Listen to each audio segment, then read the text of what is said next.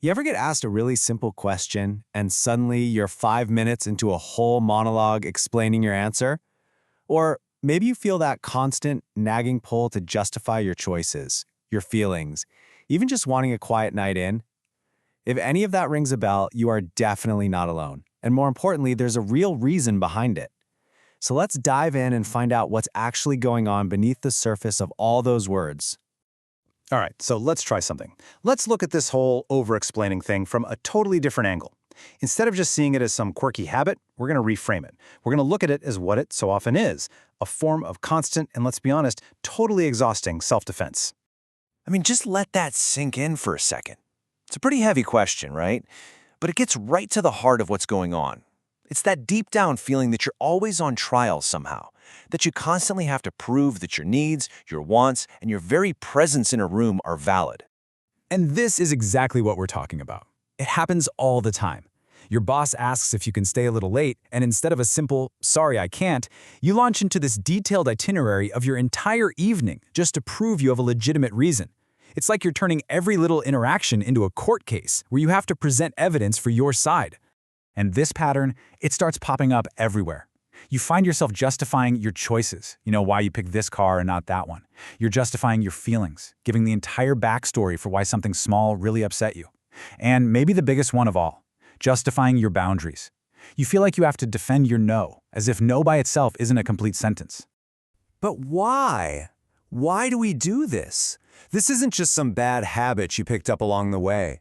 As we're about to see, the roots of this go much, much deeper than you might think. Okay, this is where we really get to the heart of it. For so long, you might have told yourself things like, "Oh, I'm just an overthinker," or "That's just my anxiety talking." But what if this behavior isn't an unchangeable part of your personality? What if it's something your system learned to do to survive? And I really want you to hear this, loud and clear. This is not a weakness. It is not some character flaw. It's not a sign that you're failing. Actually, it's the exact opposite. It's a sign that a survival mechanism you developed in the past worked. And that survival mechanism, it actually has a name. A lot of the time, over-explaining is a trauma response. It's an automatic, lightning-fast reaction your nervous system came up with to keep you safe in situations long ago that felt overwhelming or threatening. It was a strategy that genuinely protected you. So, let's connect the dots here.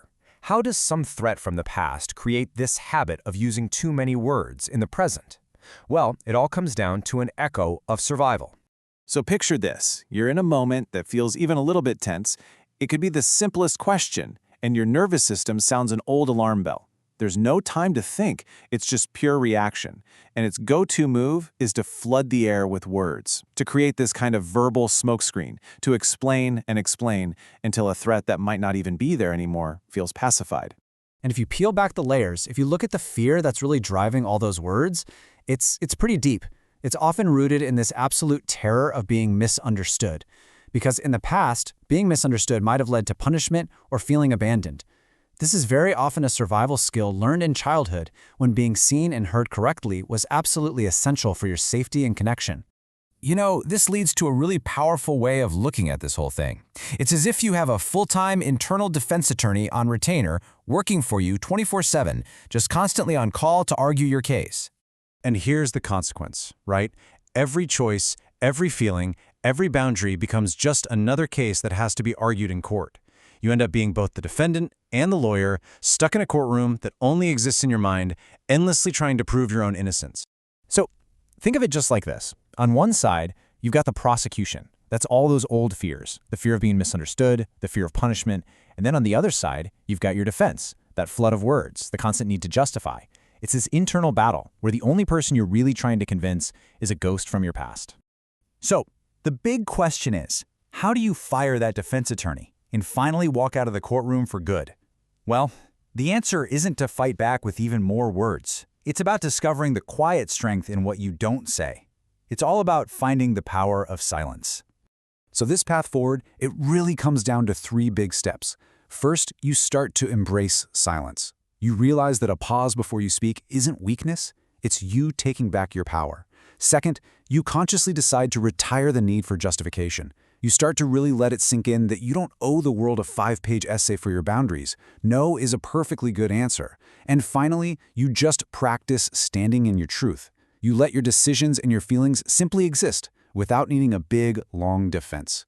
And really, that's the whole goal here. It's about finding a sense of validation inside yourself that's so strong you just don't need to look for it from everyone else anymore.